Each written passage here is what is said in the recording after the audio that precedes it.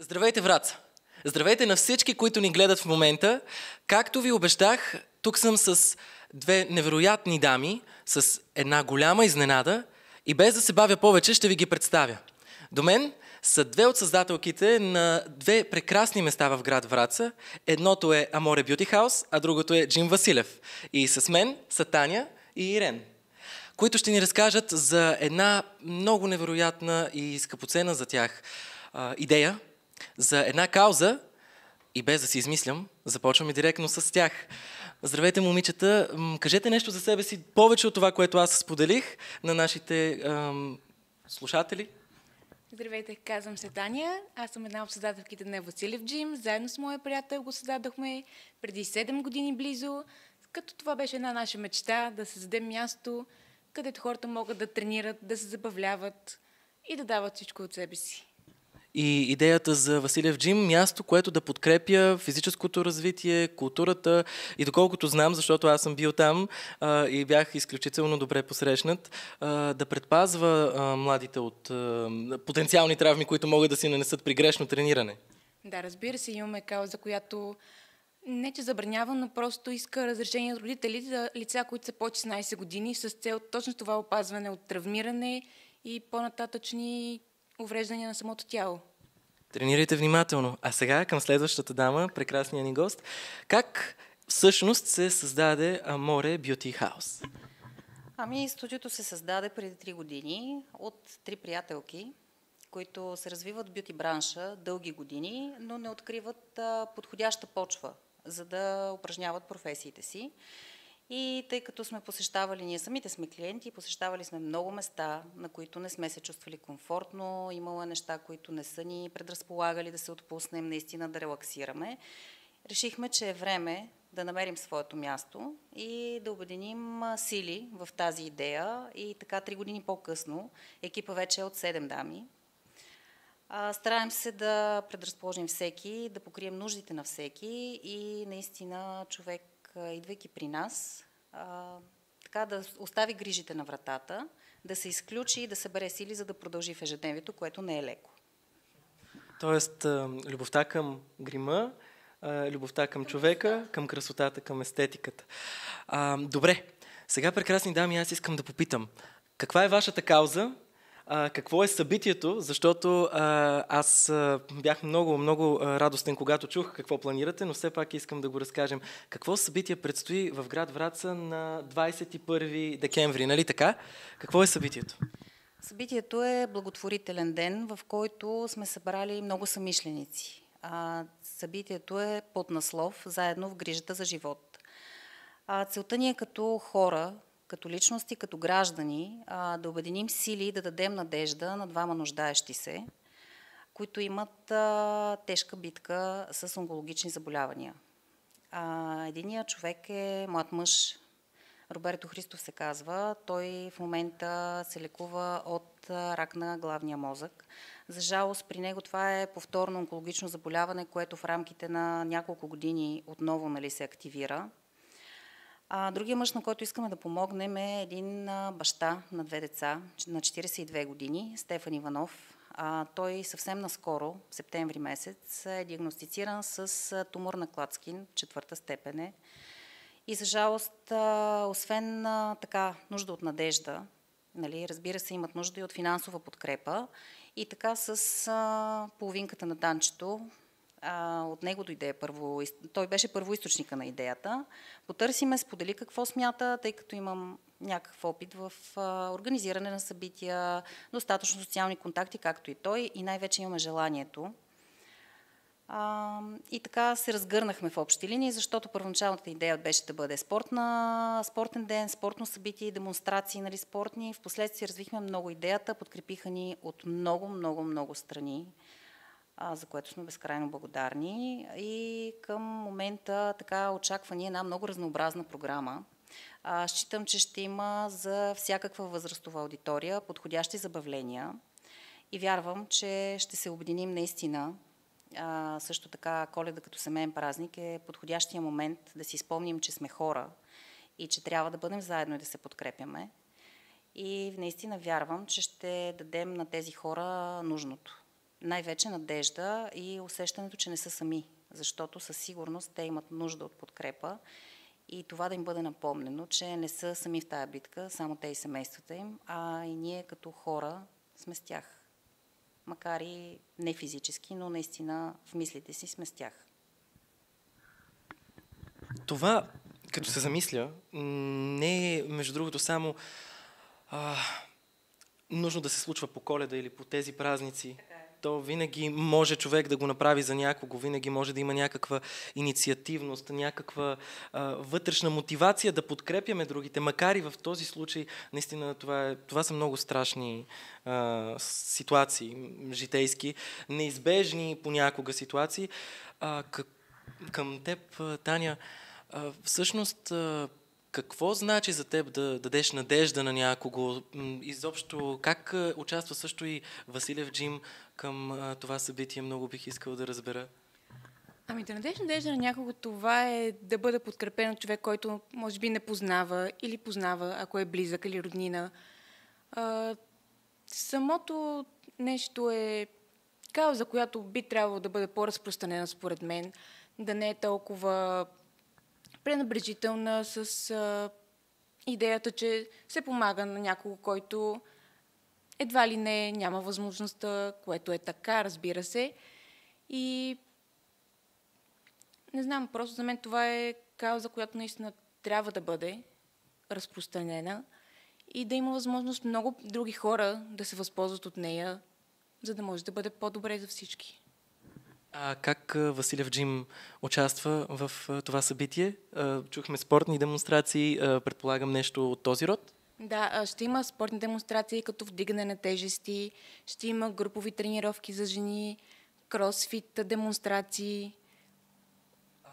Ти конкретно към кои тренировки си, самата ти участваш ли персонално, защото няма сега да прикривам това. Това е един от най-добрите инструктори, които съм срещал в моята кратка, но все пак постоянно посещаваща кариера в фитнеса.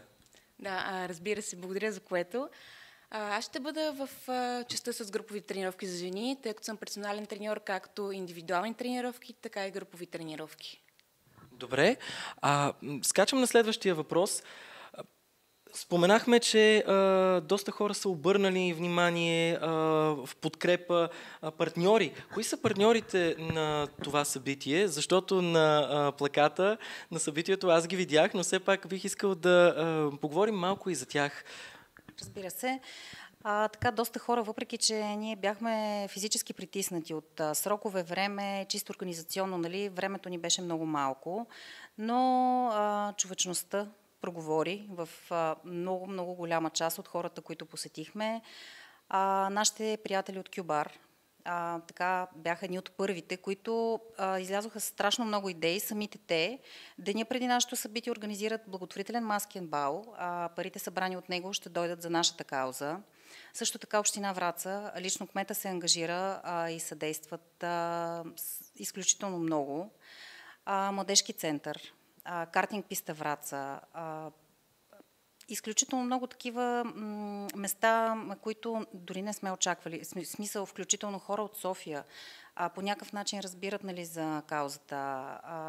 Потърсени дама, която иска да се включи в събитието с лего работилница за децата. Тя самата програма наистина ни се иска да бъде по-разнообразна и да засегне по-голям таргет от хората.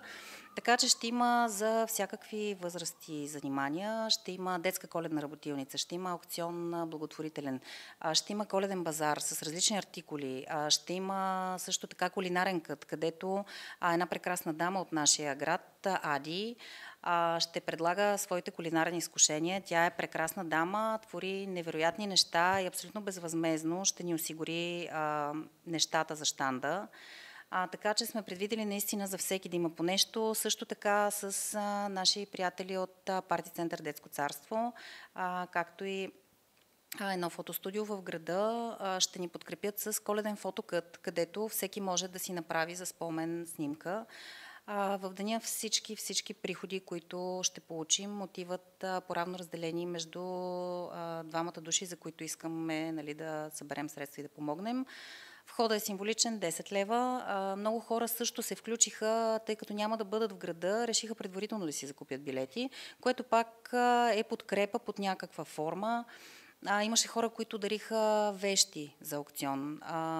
Например, моя син си дари акустичната китара, която от години не използва и реши, че тя ще бъде подходяща за някой друг и ще намери нов живот, а в същото време ще помогне на каузата. Половинката на Танчето дарява PlayStation, който със сигурност ще има голям интерес да бъде закупен. И мога да кажа, че много приятно ме изненадат хората от един танцов клуб в града, танцов клуб Емоция. Те се занимават с фолклорни танци. Хореографката организира 2 поред вечери благотворителни репетиции, паричките от които ще дойдат отново за каузата. Природно-математическата гимназия в града, с чиято зала ще бъде нашето събитие, също правят базар предния ден, с който искат да помогнат. Извинявам се. Няма проблем. Те ще помогнат също с събирането на средства, така че отклика е голям. Буквално след като пуснахме поста в социалните мрежи, много хора, без да са представители на някаква организация, бизнес или нещо друго, чисто човешки, решиха да се включат. Една дама ни писа, искаше да дари артикули за коледния базар. Друга дама също ни писа, искаше да направи благотворително картички коледни. В общи линии нещата се балансират. За всяко разочарование по пътя към организация имаше двойно по-голям успех и нещо, което да даде сили и надежда да продължим, защото не е леко със сигурност. Някои хора реагират така доста негативно. За жалост и те са прави за себе си, защото всеки от нас по един или друг начин е бил подвеждан по пътя си, чисто човешки, и в природата ни е да бъдем по-подозрителни. Затова и ние с Валентин Василев заставаме с лицата си, говорим с всеки един лично, ангажирайки се, обещавайки, че нещата, в които ги въвличаме, ще се случат, ще бъдат факт и средствата ще отидат на мястото, на което трябва да бъдат и за когото са предназначени. Защото, за жалост, както казах, има и такива, които считат, че това е подвеждащо и така. Но, въпреки всичко, разчитам, че ще имаме голям положителен отклик. Много хора, които са също извън града, ми писаха с идеята да ни посетят. Не случайно са избрали датата, защото считаме, че точно преди Коледа и преди многото почивни дни е момента, в който от големите градове много хора се прибират за празниците. Така че ще имаме възможност да предложим нещо различно, нещо интересно, с разнообразна програма и вярвам, че за всеки ще е приятно. Така ще имаме голяма продължителност за деня. От 10 до 15 часа ще бъде отворено събитието за посетители. Така че смятам, че ще се случат нещата и предварителна информация давам. Така, случвайки се в този момент това, което искаме за тези хора, на които помагаме. От тук вече идват някакви идеи за последващи действия. Както ти спомена, не е необходимо да има благотворителност само на Коледа и Великден, въпреки че има резон в това нещо. В смисъл, логично е да е тогава, защото тогава има по-голями периоди в житейския ни път и в ежедневния ни ритъм, в които имаш възможността да спреш, да се замислиш, да решиш, да дариш, да си спомниш, че не само злободневието е свързано с теб, има някакви странични фактори, които преминават. Ти си забързан в ежедневието, пропускаш ги, но тогава има някаква пауза, чисто човешка за теб, в която може да си го припомниш. И така имахме няколко разговора предварителни с дамата от танцов клуб Емоция, която също е представител на Младежки дом Враца, за идеи в последствие да се правят подобен род събития на по-кратки времеви интервали, защото постоянно има нуждаещи се. И това е все още така в процес на обмислене, но считам, че ще се случат нещата. Ти каза нещо много интересно. Първо пожелавам грандиозен успех с изобщо изграждането на събитията след това. Ще попитам след малко и може би ако има някаква вече информация, за да разкажем.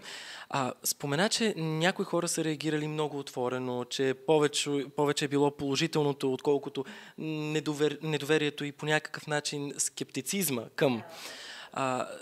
Какво според вас, и Таня, искам да те попитам и теб, и двете, Какво според вас се случва в душевността, в съзнанието на един човек, когато чуе думата благотворителност? Как реагира? Много хора са забравили вече да бъдат добри, да бъдат отворени към нови инициативи, които помагат на хората. И може би това е причината, поради която се случва това. За мен това не е правилно. Всеки има нужда от помощ, всеки е човек, случва се и е възможно на всеки да се случи това. Трябва да си помагаме, трябва да бъдем единни, за да може да имаме по-хубава общност, да може хората да бъдат споделени, да споделят това, което имат, това, от което имат нужда. И фактически, когато споделяме, понеже аз също много обичам да споделям, не само когато има някакво събитие, да споделям части от себе си, емоционални разговори, да отделям време. Даже много често ми се е случвало да забелязвам как в... Хайде вече, по 12-ти клас не мога да кажа, че съм близо до тях, но не съм и толкова далеч. Забелязвам как има една бариера в подрастващите. Отивам натам, просто защото то оттам тръгва. Даже от много по-рано, но това да сме по-отворени, да даваме от себе си, това са умения. Но те трябва да са част, може би, от същността на човека. Според теб, Ирен, когато човек чуе благотворителност, ти сподели, че има някакво недоверие, но защо може би? Защо така? Както вече споменах, като цяло всеки един от нас в ежедневния си ритъм е изключително натоварен. В един момент до такава степен си фокусиран в собствения си път, че забравяш всички странични фактори. Забравяш това, че в същността си, независимо от социалния статус, образованието, финансовите възможности и така нататък, пътя на всеки един от нас започва от еднакъв старт, финала е еднакъв. Важно е пътя как ще го извървим от началото до края. И е много важно да си напомняме, че сме хора, да се заземяваме, ако мога така да го нарека, просто да си спомняме кое е ценното в живота. Ценното е подкрепата, приятелството, това пътя да е споделен. От началото до края трябва да е споделен. И е хубаво, когато имаш трудности, да знаеш, че имаш на кого да се опреш. Че не си сам? Точно така.